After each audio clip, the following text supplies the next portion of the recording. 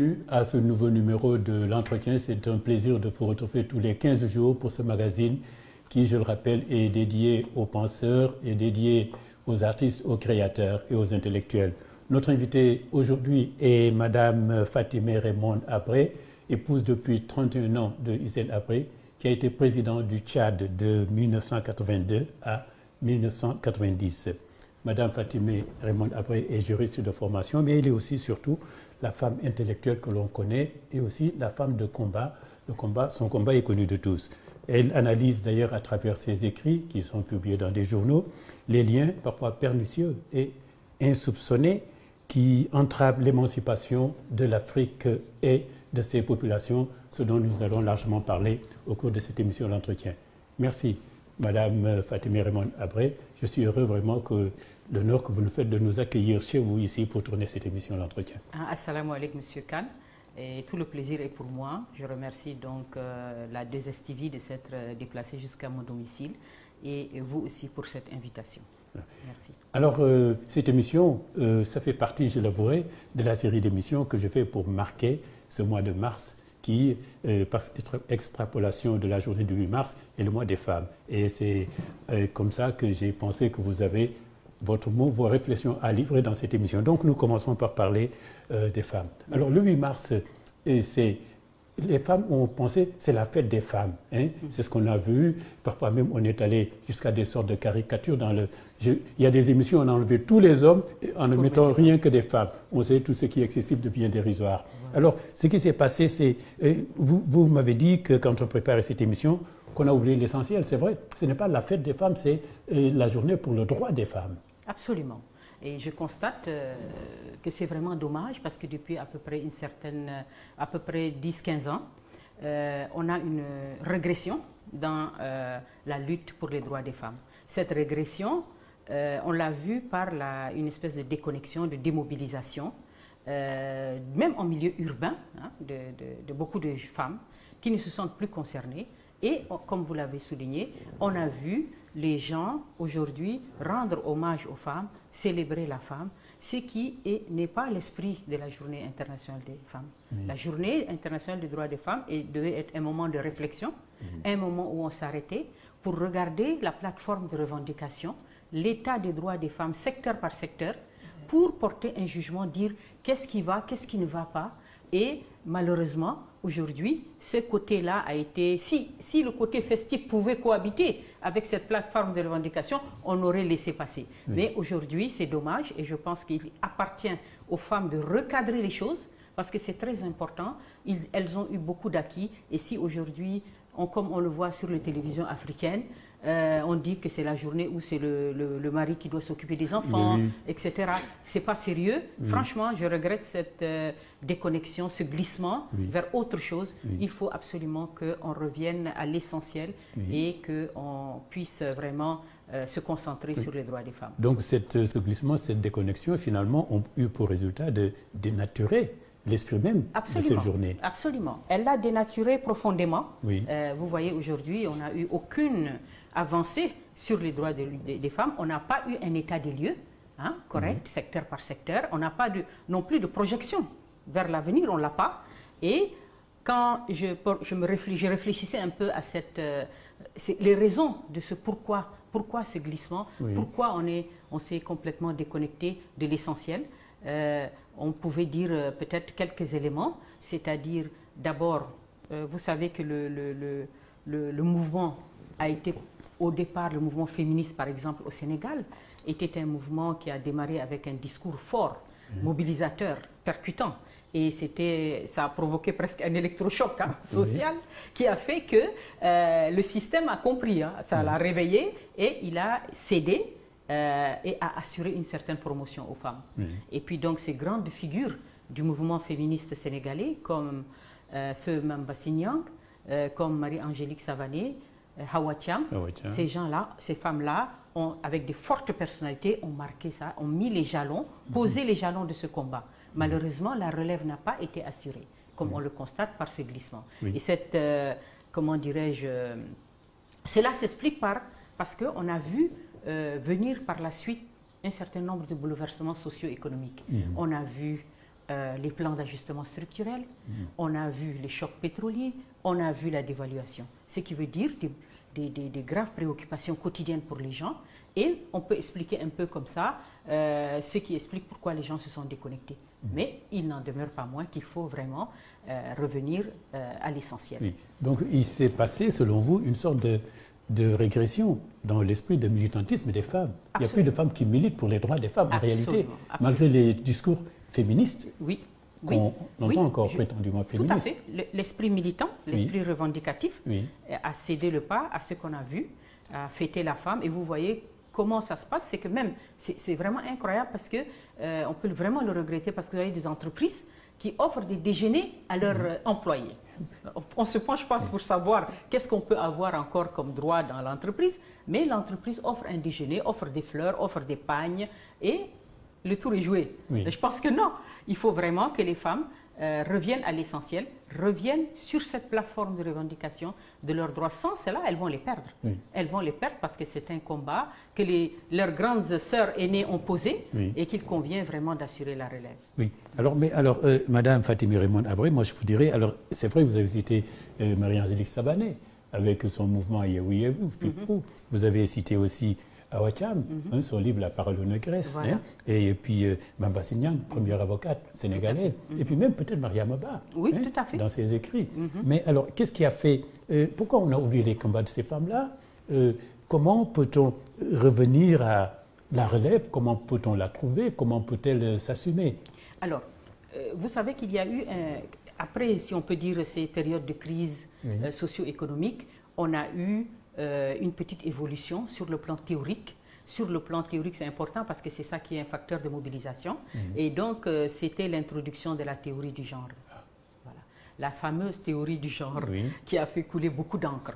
Et en fait, si vous voulez, ça a créé une grosse confusion. La théorie du genre par rapport à ce qu'on avait traditionnellement appelé le féminisme, qui était, le féminisme, c'était l'émancipation de la femme. La femme devait mettre fin à la domination de l'homme parce qu'elle était son égale et sur ce plan-là, elle revendiquait beaucoup de choses.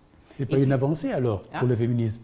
La théorie du genre n'est pas une avancée pour le féminisme? Alors, les avis sont très très partagés. Moi, personnellement, je ne le pense pas. Je ne le pense pas parce qu'on va voir la différence. Comment ça a été... Pourquoi d'ailleurs cette théorie du genre a été ressuscitée en quelque sorte? Parce que c'est une théorie ancienne qui était dans les années 70. Et donc, pourquoi on a eu besoin de laisser tomber la question de l'émancipation des femmes et de revenir et de marteler cette affaire de théorie du genre? Tout simplement parce que, en fait, qu'est-ce qu'elle dit cette théorie du genre? Quelle est la différence? Et pourquoi elle a semé un peu de confusion en Afrique, surtout? C'est que la théorie du genre, au départ, quand on appréhendait les questions des rapports sociaux entre l'homme et la femme, on partait à partir du sexe. On disait la femme était le sexe faible, etc. Et donc, quand on prend comme référence le sexe, on arrive à automatiquement deux possibilités. Dans la nature, on n'a que deux possibilités, le sexe masculin et le sexe féminin. Alors, les gens vont dire non et ils vont opérer une vraie révolution et en disant il faut laisser tomber ça. On ne fait plus référence au sexe pour différencier l'homme et la femme. On va maintenant parler, on va changer de mot, c'est pas innocent. On laisse le sexe, on prend le genre. Et le genre, c'est du domaine de la linguistique. Et quand c'est du domaine de la linguistique, qu'est-ce que ça fait? Ça fait qu'on a dit, on a 3 variantes. On peut même les multiplier plus que 3. Donc on va avoir masculin, féminin et autre. Cet autre-là, c'est quoi? Et c'est très important. Et donc, en fait, on va dire, aujourd'hui, la masculinité et la féminité, elles ne se délimitent plus par la biologie et par la nature, mais elle va se délimiter par la culture. C'est-à-dire que ce sont des rôles, c'est ce qu'elle disait Simone Beauvoir avant, et c'est retombé pique maintenant, ils l'ont repris, il disait on ne naît pas femme, on le devient. Donc ça veut dire que ce sont des constructions sociales, ce sont des rôles sociaux que la société attribue à l'homme ou à la femme. Donc on peut devenir ce qu'on veut. Voilà. Comme Michael Jackson, par exemple. Et ça transcende les sexes, madame, si on voit. Même la race est transcendée, là. Absolument. Très bien. C'est une très bonne remarque parce qu'en fait, on va avoir désormais, c'est quoi? On va avoir, puisque le sexe biologique n'est plus est différencié de l'identité sexuelle, on va le séparer, on va dire que ce n'est pas parce que vous êtes un homme, que vous avez un sexe d'homme, que vous allez vers les femmes. Pas du tout. Parce que vous allez voir, dans la ville, dans le pays, il y a plusieurs autres choses. Et donc, du coup, cette théorie du genre, elle va arriver à légitimer tous les mouvements LGBT. Et on va avoir, en fait, le genre masculin-féminin et les LGBT, les lesbiennes, les gays, les bisexuels et les transsexuels. Et ce n'est pas pour rien que, comme vous avez dit, Michael Jackson a été une figure emblématique de la théorie du genre. Lui et un Brésilien qui était, voilà, le Brésilien qui avait gagné, ça avait fait beaucoup de bruit, il avait gagné, il s'est présenté au concours de Miss Univers, il était un transsexuel, personne ne le savait, parce qu'il s'était fait femme, et il a gagné, et c'est après qu'il a su. Et ça a été le boom, en fait, si vous voulez, pour les gens, et ils l'ont pris comme une figure emblématique de la théorie du genre. Donc maintenant, on s'est dit, pourquoi a-t-on eu besoin en Europe de sortir cette théorie du genre? Et en fait, au niveau des sociétés occidentales, il y avait un fait social majeur, c'était les pratiques homosexuelles. Voilà. Les pratiques homosexuelles se sont multipliées, sont devenues des faits sociaux incontournables, et ils se sont organisés aussi comme des groupes de pression, comme des mouvements revendicatifs de leurs droits. Et alors, à partir de ce moment-là, même le législateur en a vu tous les droits qu'ils ont acquis avec la question du mariage pour tous, et ça, vous voyez.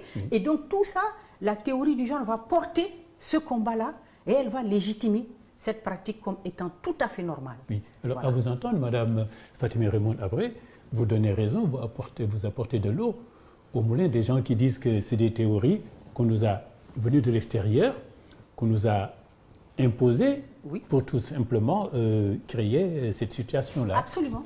Absolument, et je dis que c'est tout à fait vrai parce que ce sont des théories et en fait le problème c'est que comme vous savez ça a résolu un problème en Europe, dans le monde occidental, cette théorie du genre a résolu toute la question des gays et ce sont eux qui ont vraiment beaucoup milité pour cette théorie et ça a réglé leurs problèmes. Du coup, toutes les institutions européennes, françaises, américaines, les Nations Unies, tout le monde a adopté cette théorie et du coup, eh bien, elle est arrivée chez nous. Elle est arrivée chez nous et nous n'avons pas eu la capacité de dire, de porter une réflexion et de dire non, ça ne marche pas, on n'est pas d'accord. Donc les gens ont dit, tout simplement, on va prendre la moitié, on va laisser l'autre moitié. Il y a quand même des voix qui s'élèvent. Oui. Mais vous dites que ce n'est pas adapté, évidemment, à nos cultures, à nos sociétés. Mais bien sûr, parce que qu'est-ce qu'elle va dire? Ils vont d'abord, par la force, parce qu'ils n'ont pas eu la capacité de nous convaincre, qu'est-ce qu'ils vont faire? Ils vont, par la force, dire, l'insérer, glisser dans cette brèche, puisque nous avons accepté cette théorie. Donc, on va passer par les projets de développement, par la branche droits de l'homme, et on va glisser les droits des LGBT. Et donc, et c'est devenu une conditionnalité. Si vous n'adoptez pas le statut, si vous ne mettez pas en fait sur la ligne de la théorie du genre, à ce moment-là, nous, on ne donne pas ces financements. Alors donc, ce n'est pas pour rien que cette théorie-là soit née dans les années 70, l'année des chocs pétroliers, l'année de la dévaluation. Donc, ça est arrivé à son heure, on peut faire des contraintes avec l'argent qui manquait. Et oui, tout à fait. Et c'est pour ça que je dis que c'est très dangereux parfois d'ouvrir l'esprit, d'ouvrir son esprit à certaines théories et qui arrivent et on ne se rend pas compte de ce que ça va provoquer chez nous. Et donc, c'est pour ça que je dis que la meilleure façon pour moi, c'est de s'extraire de cette problématique du genre. Il faut s'extraire. Il faut s'extraire de cela et il faut tout simplement, parce que la question des LGBT, ce n'est pas notre priorité. Mais on a beau le dire, ça ne marche pas. Ça ne sert à rien. Donc, on a beau dire, ce n'est pas notre priorité, laissez-nous tranquilles, pas question. C'est pour ça qu'il l'utilise comme conditionnalité. Et ce n'est pas pour rien que le président Obama, qui est arrivé au Sénégal, avec tous les problèmes les plus importants, les priorités qu'il y a, il a éprouvé le besoin, quand il s'est adressé en public, il a éprouvé le besoin de parler de la question gay, parce que du statut des homosexuels, parce qu'il faisait référence au vote même homosexuel aux États-Unis. Et ce sont des lobbies très puissants. Donc vous voyez comment les gens font des pressions, utilisent des personnalités comme ça, qui sortent même du cadre de leur visite, qui sèment un embarras, et on est obligé de se défendre. Et c'est ce qu'a fait d'ailleurs très bien le président Macky Sall. Donc cette question genre, si on revient à notre discussion, le féminisme donc a affaibli Ah oui, parce qu'elle a, totalement... absolument, parce qu'elle a semé une grosse confusion. Oui. Et même les mouvements féministes africains, oui. On dit, on n'est pas d'accord sur cette affaire de sexe biologique qui se différencie de l'orientation sexuelle. On n'est pas d'accord. Mais c'est difficile à te dire. Vous voyez, à mon avis, la meilleure solution, c'est de s'extraire de cette problématique du genre et de voir une chose simple. Parce que vous savez, les questions des femmes, elles ne se posent pas de la même façon dans les pays, tous les pays. Absolument. Parce que vous prenez la France, vous prenez l'Italie, l'Espagne, mais les gens, ils ont réglé la question de leurs droits essentiels. L'accès à l'eau, la scolarisation des filles, l'accès au crédit, qui sont nos priorités. Oui. Mais là-bas, c'est déjà réglé. Oui. On ne va pas parler de la scolarisation des filles, ceci, cela. Or, nous, ça reste notre priorité. Donc, je dis qu'il faut avoir aussi le courage de peut-être poser les jalons d'un féminisme africain. Oui. Je pense que c'est... Ah oui, je pense qu'il faut le faire. Oui. Parce que si on fait on construit un féminisme africain, il va prendre en considération nos réalités. Il va prendre en considération nos réalités. Cette construction va dire, on va prendre la question des femmes dans leur globalité, dans leur priorité, et on va les gérer en globalité. Oui. On ne va pas les séparer, on ne va pas les distinguer. Oui. Voilà. Parce qu'on accuse la question genre de tous les maux, même le concubinage, au détriment du mariage, par exemple. Comme oui. Ça se fait dans ces sociétés qui nous ont, qui ont lancé cette théorie-là, où on n'est pas obligé de se marier pour créer un foyer. Tout à fait. Vous savez, c'est ça l'évolution des sociétés. Oui. Quand vous les suivez, surtout quand on a fait du droit, oui. On voit les statuts de la famille. Oui. Ils évoluent et on voit comment se comporte le législateur.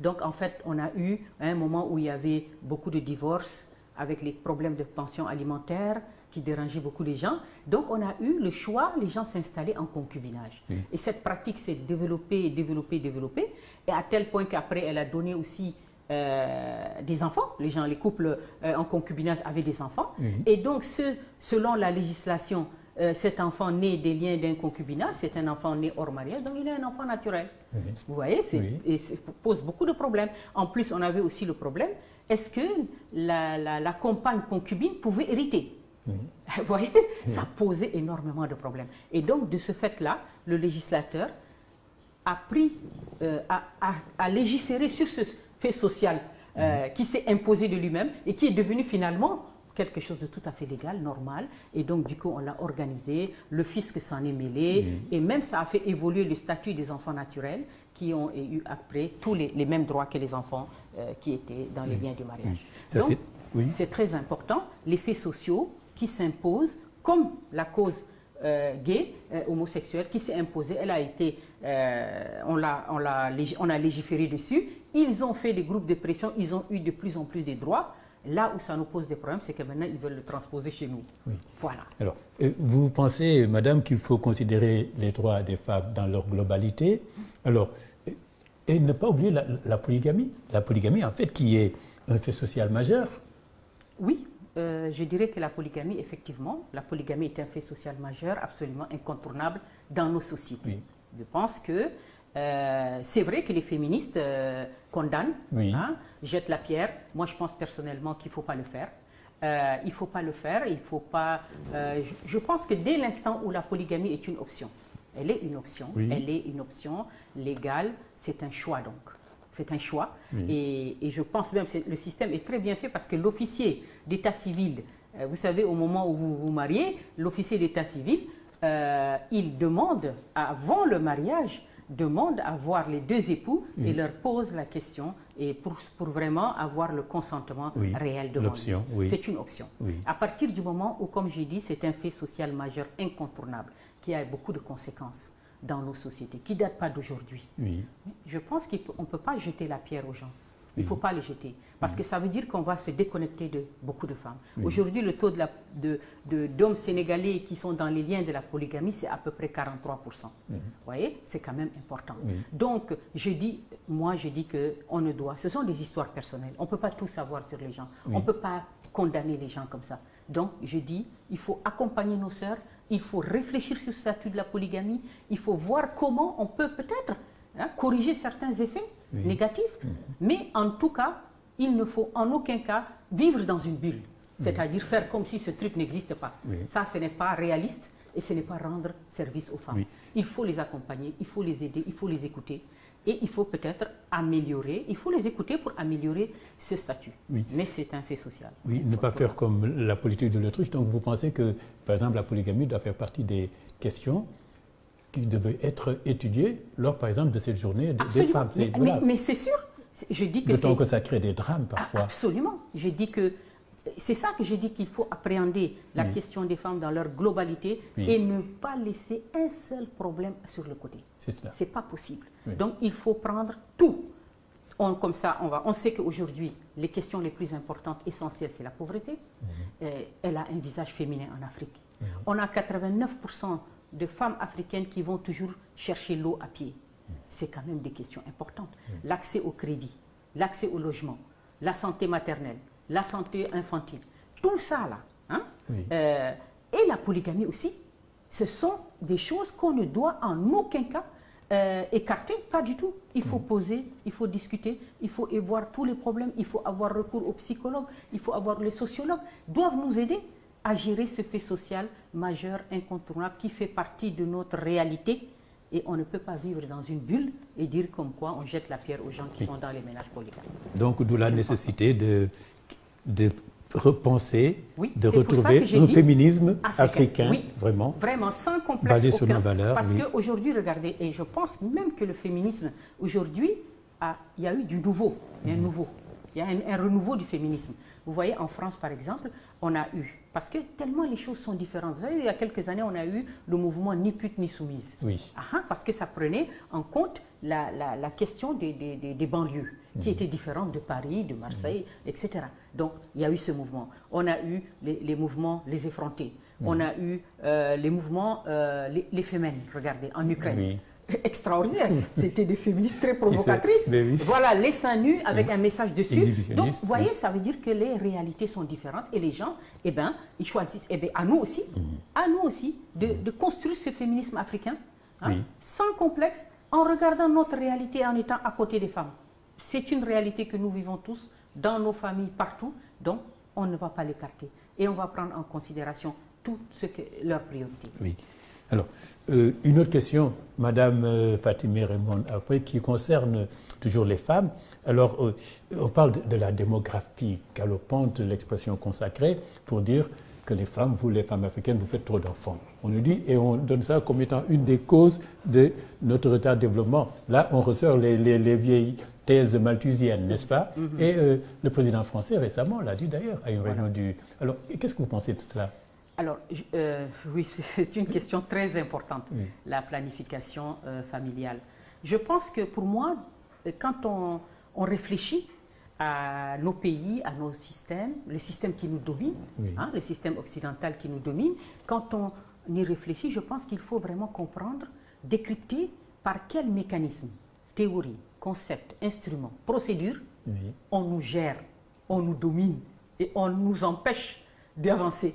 Il faut qu'on s'arrête et qu'on le comprenne.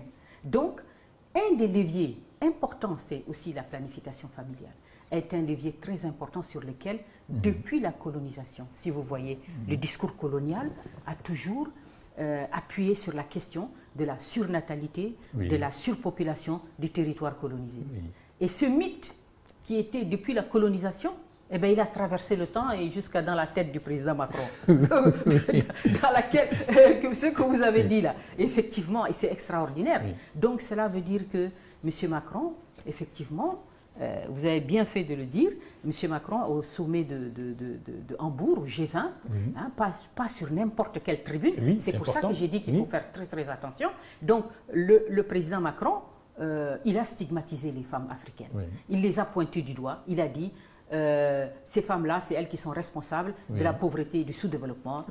En disant exactement ceci, il a dit quand des pays ont 7 à 8 enfants par femme, vous avez beau dépenser des milliards, vous ne stabiliserez rien. C'est terrible. Extraordinaire. C'est incroyable qu'à ce niveau de responsabilité, avec une tribune pareille, donc cela veut dire quoi? Cela veut dire que nous, Africains, on ne doit pas prendre ça pour un petit dérapage verbal. Il y a quelques Africains qui le pensent, madame, vous le savez? Oui, bien sûr, c'est dommage, bien sûr.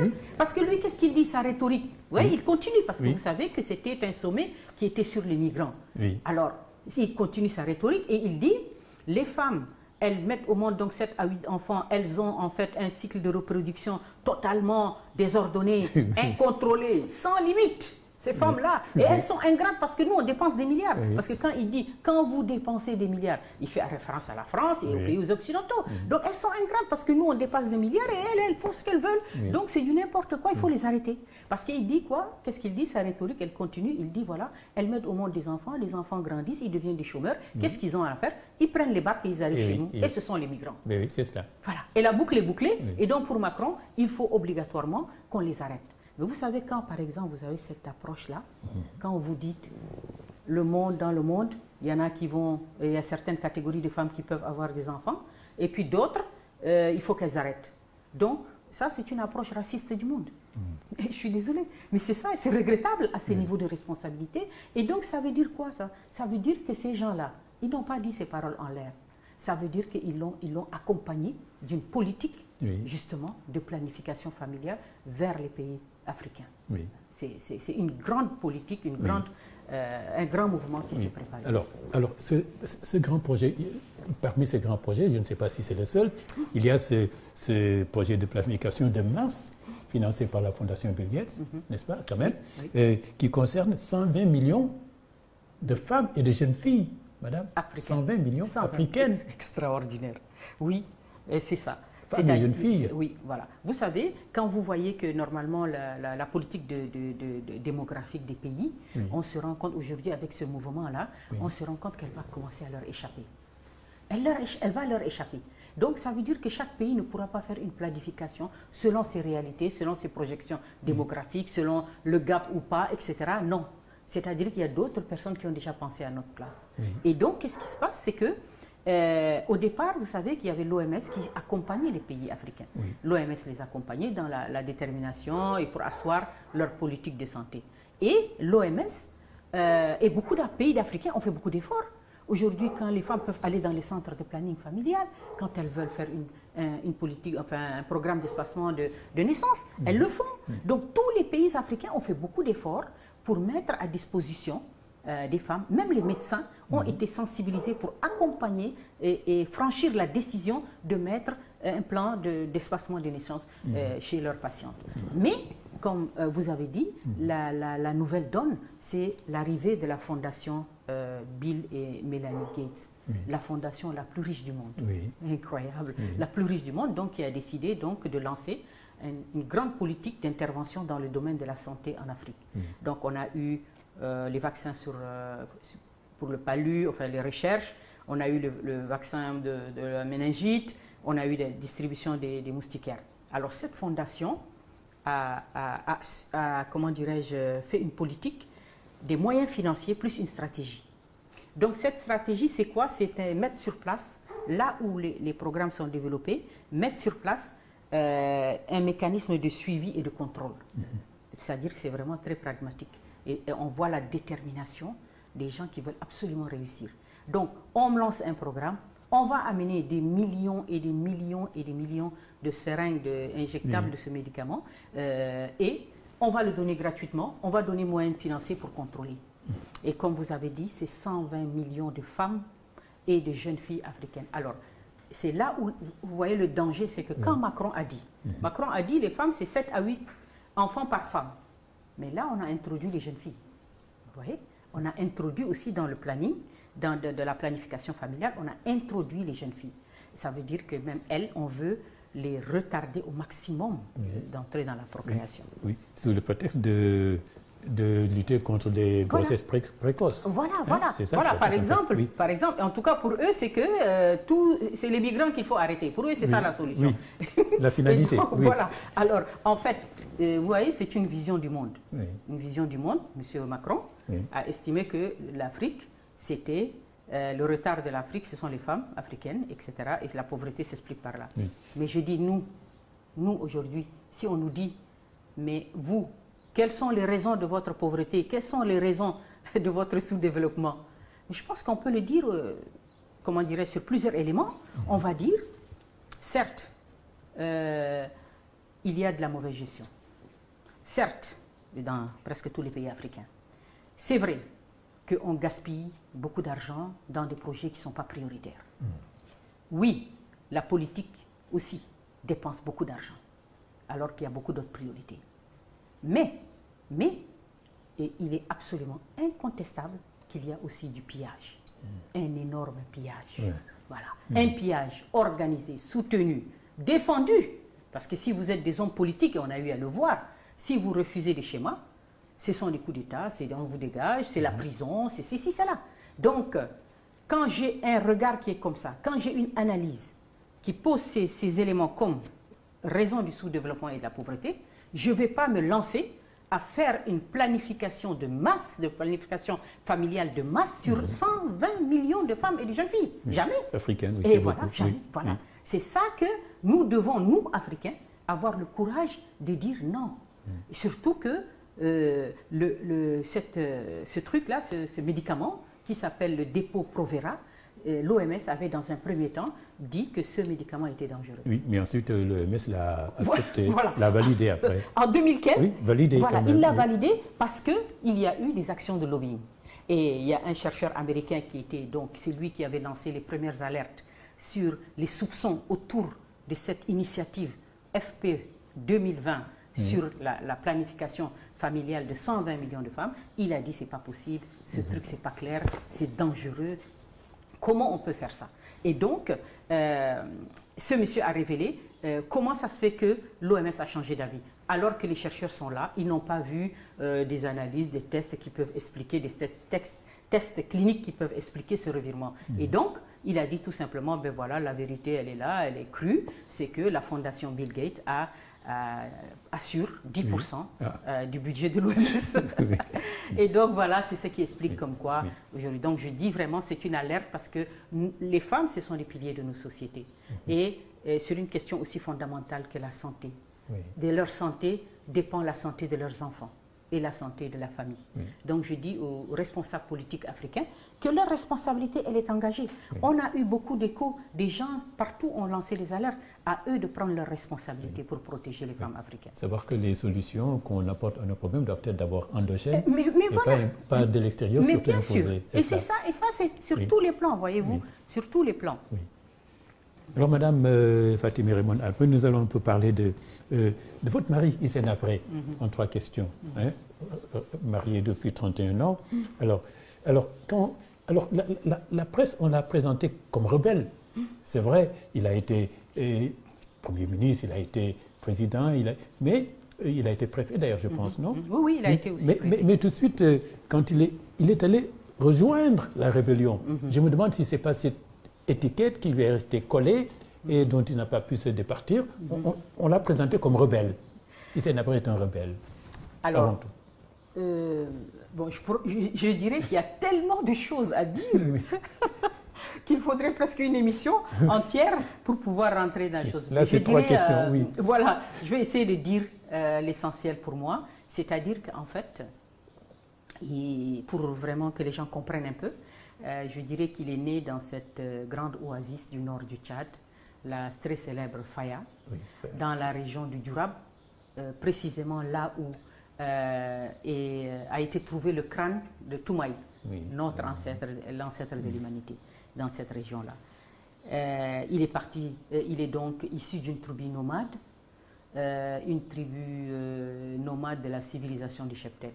Une civilisation du cheptel, riche de son cheptel, autonome avec un esprit de liberté et d'indépendance. C'est très important. C'est un homme qui était profondément ancré dans sa culture. C'est un homme du désert aussi, qui ne parle pas beaucoup, qui vous écoute plus qu'il ne parle. Donc, il va en France, il fait des études, et donc je dirais que ça, c'est le premier élément que je retiens de sa personnalité, c'est l'engagement. Donc, il est déjà à la FEANF, étudiant à Paris, il était déjà militant de la FEANF. Et il revient, juriste, économiste, diplômé en relations internationales. Alors, il choisit toujours dans le cadre de cet engagement qui est vraiment, c'est un homme profondément engagé.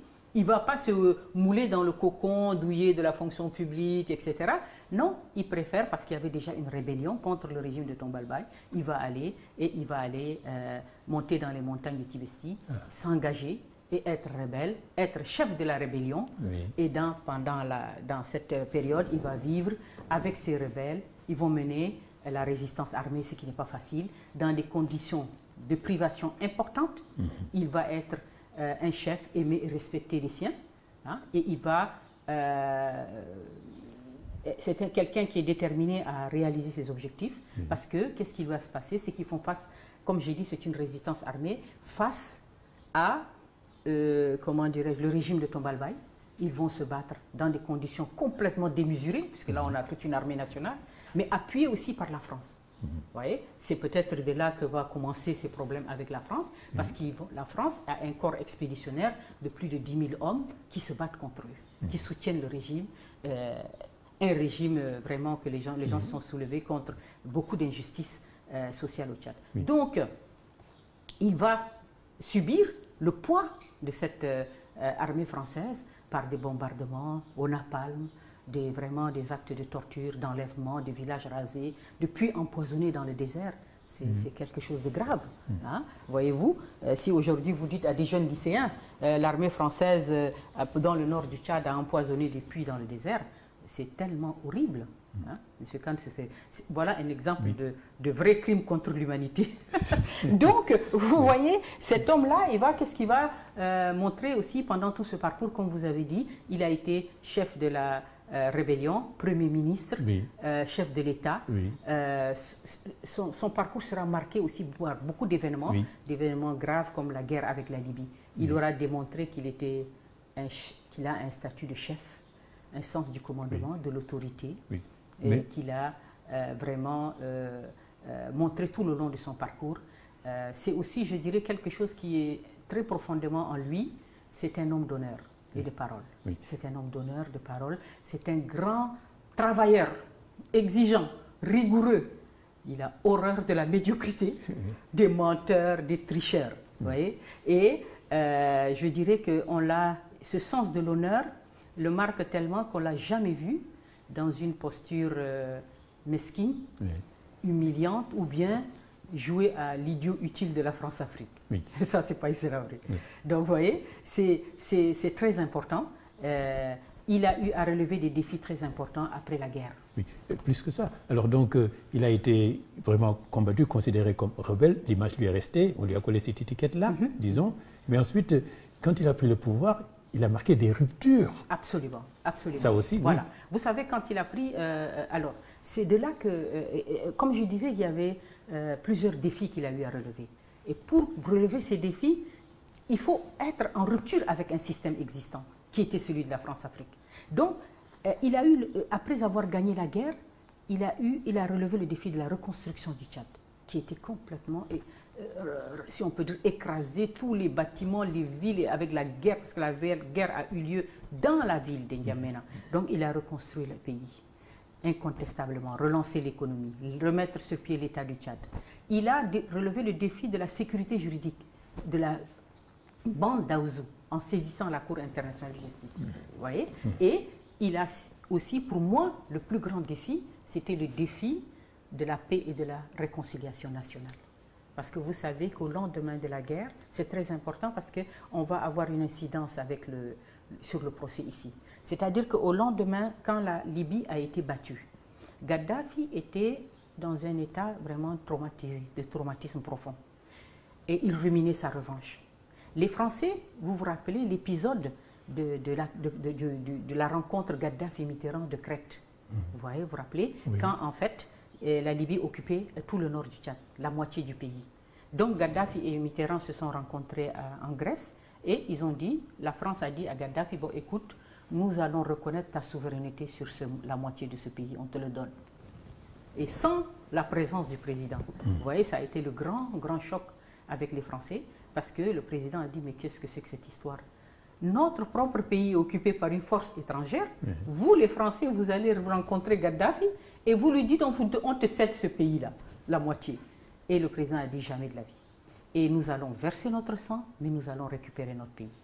Et là, ça a été le grand, si on peut dire vraiment, le point de départ, le profond différent avec la classe politique française, avec les militaires français, parce que vous savez que à partir de là, on va avoir un environnement qui sera très pollué au niveau du pays. On aura la France qui rumine cette affaire, parce que quand il ne l'aura pas écouté, il aura fait la guerre, il aura gagné la guerre. Et il a même renvoyé les conseillers français, il a fait payer des impôts aux sociétés françaises qui étaient là, qui ne payaient pas d'impôts. Il y a eu beaucoup de choses qu'on lui a reprochées. Voilà, vous savez, c'est ça aussi, c'est-à-dire ce qu'on ne dit pas, l'envers du décor, si on peut dire, puisque vous savez que les médias jouent un rôle très important. La diffusion de l'information, elle est très difficile quand vous n'avez pas les moyens pour vous exprimer et qu'on ne vous donne pas la parole. C'est-à-dire qu'on a beaucoup donné l'étiquette aussi de rebelle pour ne pas reconnaître en lui l'homme d'État. Il était rebelle contre un système pernicieux qui ne fabriquait que de la pauvreté. Donc, lui, quand il arrive, comme vous avez souligné, il arrive, c'était quand il était Premier ministre. Il arrive, il est Premier ministre et il découvre qu'en fait, il prend les rênes du gouvernement, donc c'est la première fois qu'il prend l'État en main, et il se rend compte que les entreprises françaises, depuis 40 ans, elles ne payaient pas d'impôts. C'est extraordinaire. Vous voyez, c'est ça la France-Afrique. Ça, c'est la France-Afrique. Et comment est-ce possible? Eh bien, les gens se sont accommodés, ils ont laissé les gens encaisser de l'argent tranquillement, il n'y a pas d'impôt. Donc, il était Premier ministre, il dit mais aux sociétés françaises, mais qu'est-ce que c'est que cette histoire? Comment vous ne payez pas d'impôt? Donc, et alors, quand vous défendez les intérêts de votre pays, eh bien, vous êtes qualifié de anti-français, par exemple. Donc, vous avez souligné l'affaire des conseillers politiques. Effectivement, c'est-à-dire, qu'est-ce qui s'est passé? C'est que dans toutes les... Ça c'est quand il devient président. Il devient président. Et il constate, en fait, et comme dans toutes les présidences africaines, et d'ailleurs, jusqu'à présent, c'est le cas. C'est-à-dire que vous avez un conseiller politique qui est dans les présidences africaines. Qu'est-ce qu'il fait? Ce conseiller politique, quel est son rôle? Alors, son rôle, c'est que d'abord, il est là et il contrôle tous les projets et l'activité gouvernementale du pays africain concerné. Il le contrôle, il va regarder, il va dire, bon, il y a des projets. Ces projets-là remettent-ils en cause ou en danger ou c'est une concurrence grave pour les entreprises françaises? Est-ce que c'est le cas? Donc, il va regarder et il va faire son rapport rapidement. S'il y a par exemple, il y a une fiscalité qui va par exemple, si le pays africain décide de changer la fiscalité, et il va voir est-ce que ça touche les entreprises françaises, est-on d'accord ou pas? Est-ce que s'il y a des nouveaux projets qui sont peut-être très rentables, eh bien, les entreprises françaises vont se positionner. Voilà. Et puis, ce sont des agents de la DGSE. Hein. Voilà. Ah oui, les conseillers politiques français dans les présidents africains sont des gens de la DGSE, qu'on le dise ou pas. Et donc, qu'est-ce qu'ils font? Ils sont là aussi pour ficher l'espace présidentiel. Les hommes, les femmes qui travaillent, on les fiche. On va dire, celui-là a un esprit indépendant. Il ne va pas nous aider, celui-là, ceci, cela. Ouais, on vous met dans des tiroirs, là. Déjà, vous êtes étiquetés, ceux qui nous aident, ceux qui ne nous aident pas. Et le conseiller militaire, c'est pareil. Et Sénabré va dire, le conseiller militaire, il est là pour s'assurer que les ventes d'armes, les achats d'armes se fassent en priorité par la France. Il va voir quelle est la politique de défense du pays, quels sont les partenaires dans un domaine aussi sensible que la sécurité, est-ce qu'il y a d'autres pays qui arrivent, etc. Donc, ils vont apprécier, mettre les bâtons s'il le faut. Et là, le président dit, j'ai pas besoin de conseiller politique, j'ai pas besoin de conseiller militaire. Et ça crée encore une grosse émotion. Ça crée, dans la France-Afrique, ça crée une très, très grosse émotion. Je voulais dire par rapport à ce que vous avez fait allusion à l'environnement pollué par rapport à la réconciliation. Et je disais c'est important parce que comme les gens ont suivi le procès... Oui, parce qu'il a gagné la guerre, mais la réconciliation, la paix, il n'a pas réussi. Si vous voulez. Quand il a réussi, et puis après on lui a fait un coup d'État. C'est-à-dire qu'en fait, vous savez, comme je disais, Gaddafi, en ayant perdu la guerre, qu'est-ce qu'il a fait Gaddafi? Il était en train de ruminer sa revanche. Mais entre-temps, tous les gens, parce que vous savez que le système de la guerre au Tchad a été d'abord une guerre portée par des tendances politico-militaires qui ont été fabriquées de toutes pièces par Gaddafi. Donc, quand il perd la guerre, il dit aux gens, je ne veux plus vous voir. Je ne m'occupe plus de vous, je ne vous prends pas en charge, démerdez-vous. Et ils étaient nombreux et partout en Afrique. On en avait au Bénin, on en avait au Congo, on en avait au Cameroun, Nigeria, Niger, Burkina.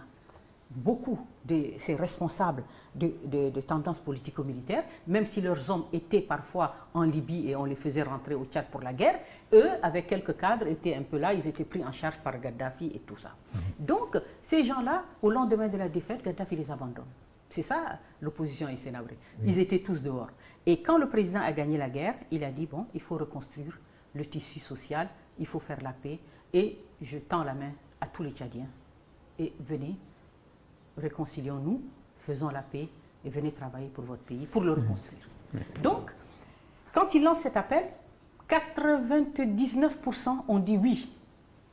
99%. Il y a une seule personne qu'on connaît, une ou deux personnes, Goukouni Wedei qui était en Algérie, deux, trois personnes, mais 99% ont saisi cette main et ils sont venus.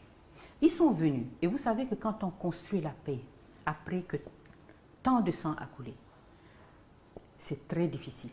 C'est-à-dire, il faut apaiser les cœurs, travailler ensemble, vivre ensemble. C'est compliqué, c'est difficile, quand tant de sang a coulé. Et donc, la construction de la paix, selon la vision que le président a mis en place, c'était quoi? Si, M. Khan, vous êtes par exemple au Congo, vous avez passé au moins 5-6 ans là-bas, et puis après, maintenant, vous voulez rentrer. Parfois, vous avez votre famille à vous, parfois la famille est au pays. Quand vous rentrez, il ne s'agit pas simplement de dire, bon, ok, vous avez le feu vert pour rentrer, vous rentrez chez vous. Non. Si on fait ça, vous n'allez pas vivre dans la dignité, parce que vous n'avez pas de travail. Donc, les mesures d'accompagnement indispensables pour construire et consolider la paix, c'est qu'à chaque personne, ses cadres, ses hommes, s'ils avaient des militaires, ils étaient intégrés dans l'armée, lui et ses cadres, son entourage, et avaient un travail dans l'organisation. Et donc, qu'est-ce qu'on va voir se passer? Et on a la France aussi, donc je parlais de l'environnement pollué. On a la France d'un côté qui rumine, qui n'est pas contente que Hissène Habré n'a pas obéi à ses injonctions de laisser le nord du pays à Gaddafi. Donc, elle n'est pas d'accord, elle n'aime pas ce profil, elle n'aime pas quelqu'un qui s'extrait des pratiques de la France-Afrique, elle cherche par tous les moyens à le mettre des bâtons dans les roues, à l'empêcher de réussir. Donc, qu'est-ce qu'elle va faire? Et Gaddafi, qu'est-ce qu'ils vont faire? Ils vont faire deux choses simples. Ils vont se dire, ouh là là, quelle chance! Il est en train de faire rentrer tous nos gens au pays. Super!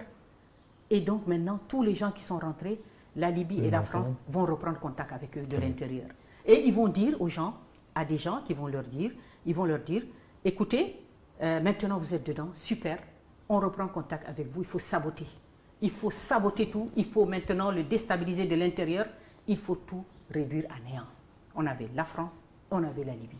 Et donc, avec des moyens colossaux importants, et vous avez vu la complexité de l'affaire, c'est qu'on a un pays comme la France, qui est un partenaire, qui a beaucoup d'institutions, qui est implanté dans le pays et qui devient votre ennemi, et qui vous combat pas à pas, chaque jour, chaque acte que vous posez, elle vous les casse. Et donc, mais seulement, à la vérité, il faut vous dire aussi la vérité, c'est-à-dire que ça, c'est une partie des gens. Mais on a une deuxième partie de ces mêmes gens qui vont venir et qui vont dire, avoir le raisonnement suivant. Nous, on prend la main que Hissène Habré nous tend, on la serre sincèrement parce qu'on estime qu'on a assez fait de mal à ce pays.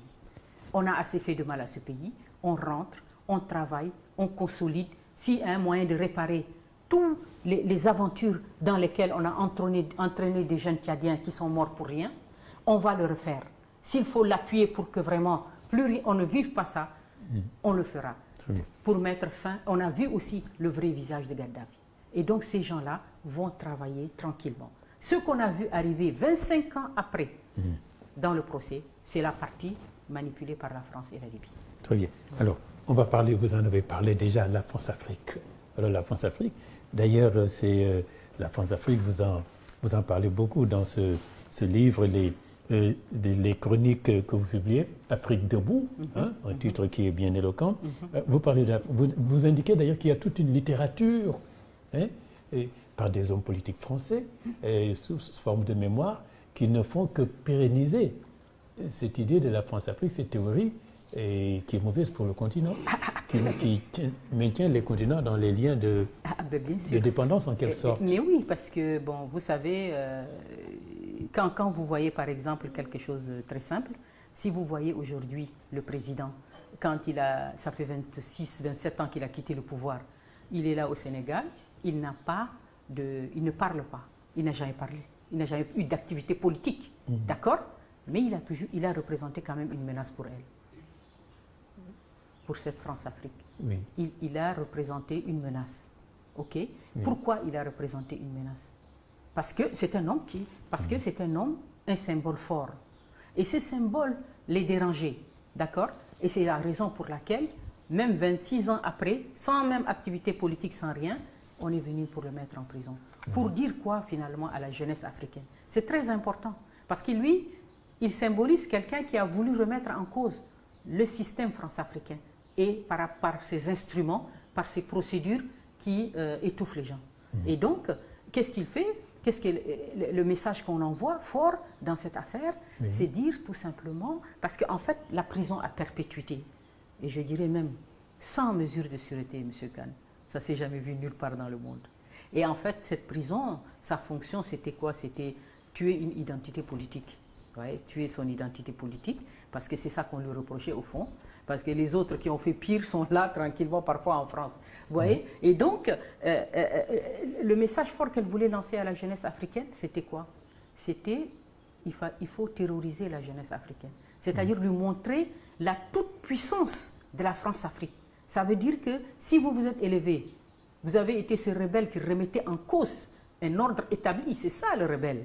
C'est quelqu'un qui s'élève, qui est debout et qui va remettre en cause un ordre établi, un ordre qui ne fait que fabriquer de la pauvreté et qui nous a maintenus dans cette pauvreté 60 ans après, malgré tous les efforts, malgré notre travaux, le travail quotidien de chacun. Ok, on n'a jamais avancé. Donc, qu'est-ce qu'ils vont faire? Ils vont terroriser les gens, la jeunesse, en leur disant, ben voilà, c'est Hissène Habré là, même s'il a quitté le Tchad, il est aujourd'hui au Sénégal, et bien nous, on a la capacité. Hein, c'est pour ça que je la compare à une pieuvre. Pour moi, la France-Afrique, c'est une pieuvre. Elle a des tentacules. Et donc, il dit, vous avez quitté votre pays, vous êtes au Sénégal. Mais qu'à cela ne tienne. Hein, la tentacule Sénégal de la France-Afrique va vous attraper et vous jeter en prison. C'est ce qui s'est passé. Alors, vous sortez un livre, je pense qu'il est presque prêt. Oui. C'est justement un livre qui est La France-Afrique. Expliquer aux jeunes Africains, on comprend, vous dites pourquoi les jeunes Africains ont besoin de comprendre ce qu'est la France-Afrique, mais en même temps, expliquer aussi aux jeunes Européens. Oui, je dis qu'il est indispensable que les jeunes Européens comprennent c'est quoi la France-Afrique, c'est quoi les rapports réels, parce que vous savez que c'est un système qui est porté, défendu par une caste politique en France. Ce n'est pas qu'ils ignorent la situation, mais c'est que c'est un système qui est à leur avantage. Et qu'ils défendent en maintenant les gens dans une petite bulle, où on a les images clichés de l'Afrique, pauvre, sous-développée. Je vais vous donner un exemple simple et vous allez comprendre pourquoi c'est important que la jeunesse européenne comprenne, parce qu'ils sont les leaders de demain. Ils sont les leaders de demain, ils seront demain amenés à gérer les rapports entre l'Afrique, compte tenu de nos liens séculaires. Et on veut qu'il soit d'autres types d'hommes, d'autres types de vrais partenaires, pas des gens arrogants, comme ce Macron qui vient, qui tapote sur la joue du président burkinabé, hein, qui lui dit, ouais, il va aller chercher, il va réparer le clim. Mais ce n'est pas possible. Donc, pour ça, je donne un exemple simple. Quand le président Macron, encore lui, quand il est venu au Sénégal. Quand il est venu au Sénégal, on l'a suivi. Si vous regardez son programme de visite, il a inauguré une école. On disait que cette école était inondée. Il a inauguré cette école, il est allé... Enfin, voilà. C'était un peu un côté toujours de la France qui vient sauver les pays africains, qui répare les écoles, qui vient en aide à cette école, machallah et tout ça. Et c'est ça qui est filmé. Toute la presse française est venue et il est reparti. Si vous voyez la colonne vertébrale de la France-Afrique, c'est que l'Afrique ne lui sert à rien. Et que nous, on ne sert à rien. Le CFA, c'est des histoires. Notre pétrole, on n'en parle pas, mais on va parler qu'on nous a construit une école. Hein? Et c'est ça, c'est ça. Donc, et c'est ça, c'est la colonne vertébrale. Et on n'a jamais vu une autorité française. Regardez quand, par exemple, le Mali. Quand on a intervenu au Mali, on a dit qu'on va sauver le Mali du terrorisme. Mais Noël Mamère, le député, hein, il a eu l'honnêteté de dire « Ah non, il ne faut pas qu'on raconte des histoires, on y va pour l'uranium. » Ouais. Donc, si on dit aux Français que l'Afrique nous rapporte du pétrole, l'Afrique nous rapporte de l'uranium, mais le regard va changer. Alors, qu'est-ce qui peut contrecarrer cette France-Afrique dont vous parlez bien dans ces chroniques Afrique debout? Alors, vous dites que la jeunesse africaine manque d'idéal, vous dites que la jeunesse africaine n'est pas assez politisée. D'ailleurs, vous l'avez bien dit lors de cette sortie de l'Institut de Management et de Communication, dont vous étiez marraine. Oui. Alors, oui, je dis, et je donne un exemple, je disais un exemple personnel, c'est-à-dire que nous, quand on était des jeunes étudiants, on avait notre idéal, c'était Free Nelson Mandela. Oui. Et donc, on a marché dans les rues de Paris, voilà l'idéal. Et la jeunesse africaine, elle manque d'idéal parce qu'on l'a maintenue à l'écart, on a tout fait avec les médias pour la dépolitiser, pour la divertir. Alors qu'il faut qu'elle se recentre, qu'elle ait un idéal. Cet idéal, elle doit le choisir, il doit être la lutte pour le développement et avec la France-Afrique. Elles doivent éveiller leur conscience, s'engager, s'indigner. C'est le premier acte, vous voyez? C'est le premier acte, c'est s'indigner d'une situation. Hein? S'indigner d'une situation et s'engager. Voilà. Ils doivent entrer en politique. C'est indispensable. Alors, Nelson Mandela, quand on préparait cette émission, j'avoue, vous m'aviez dit, Nelson Mandela, le mythe, bon, je dis, vous êtes un peu réticente par rapport à ce mythe, parce que vous dites quand même, c'est vrai, Nelson Mandela, prisonnier politique, mais sa femme, hein, et qui est, vous semblez me dire qu'elle est plus touchée par une sorte d'injustice, Winnie Mandela, quand même, décédée à 81 ans, qui a quand même été à 18 ans, en 58, épouse de Mandela, qui a été emprisonnée, qui a fait tous les combats, emprisonnée, déportée, bannie, mais elle a été sacrifiée au moment des négociations. Oui, hein? Je dirais que Nelson Mandela, c'est un très grand homme.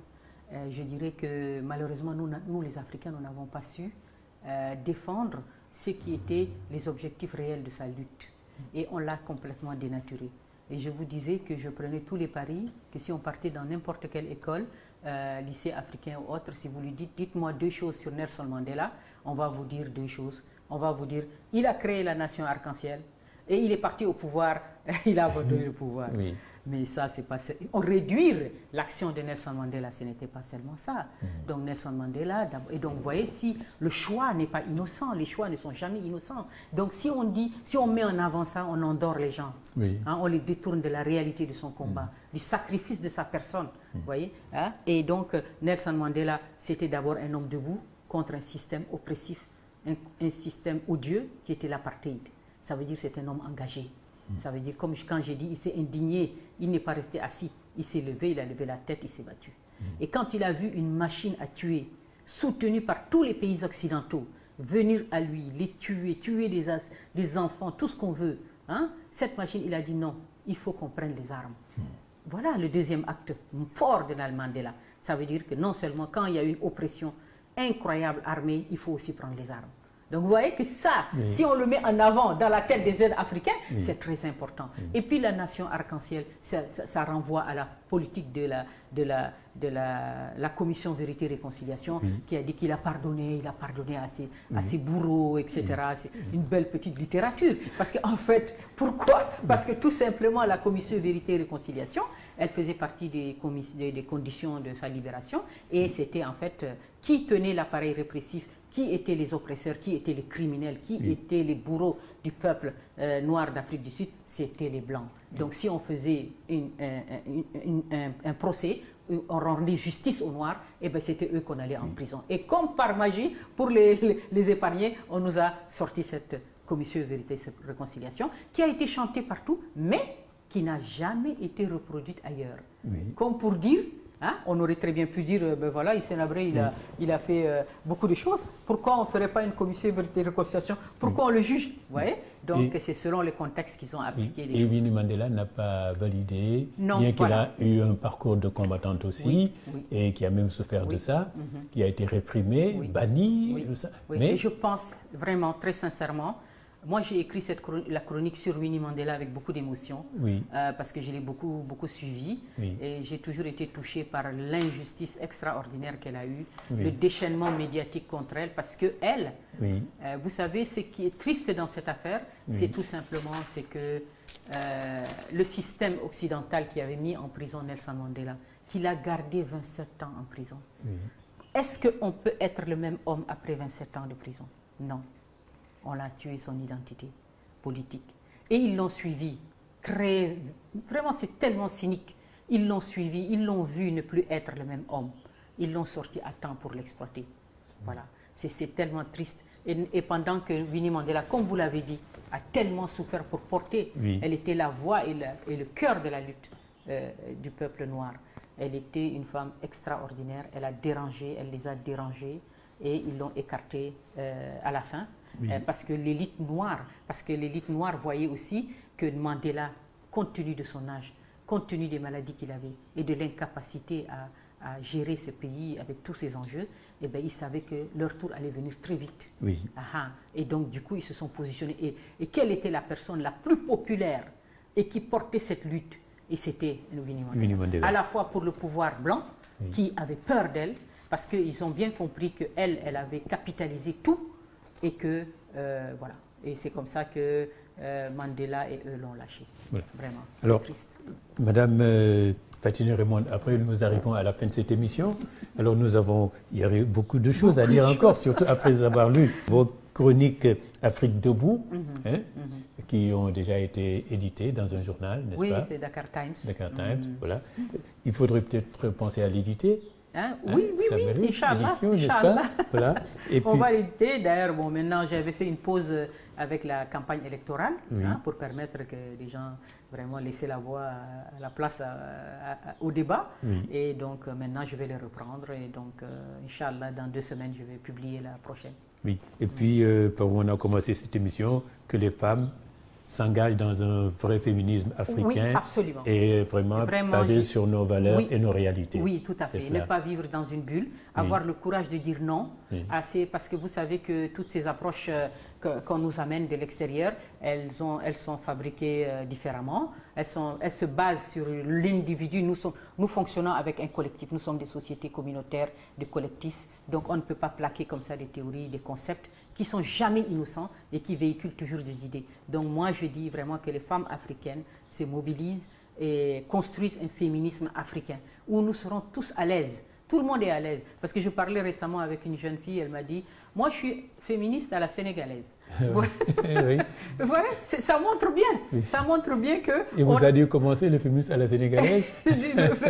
Parce qu'en fait, si vous voulez, je suis féministe, je suis du féminisme à la sénégalaise. Ça veut dire quoi? Ça veut dire qu'en fait, c'était le rejet pour elle de cette affaire de guerre des sexes, oui. Et que nous, on était complémentaires. Moi, je ne veux pas d'histoire, je ne veux pas qu'on m'embête avec beaucoup d'histoires. Et j'ai dit, ben voilà, ça montre bien qu'on a des problèmes et il faut qu'on arrive à vraiment être à l'aise et bien dans notre peau, dans nos réalités sociales, ne rien laisser, ne pas laisser aucune femme sur le trottoir, prendre tous les problèmes dans leur globalité et les régler. Oui. Merci madame. Merci, c'est moi. Fatimé Raymonde, après, merci de nous avoir accordé pendant 1 heure cet entretien pour parler des choses qui vous tiennent à cœur. Voilà, le problème de la femme, la France-Afrique, voilà. Et puis la prise de conscience des jeunes et des femmes aussi, avec nos propres idées, comme on dit, comme disait le président Poète, penser par nous-mêmes pour nous-mêmes, voilà. C'est un peu cela, n'est-ce pas? Et merci quant à vous. Je vous donne rendez-vous dans 15 jours pour une autre émission d'entretien. Merci donc de nous rester fidèles et de nous avoir prêté attention. Au revoir.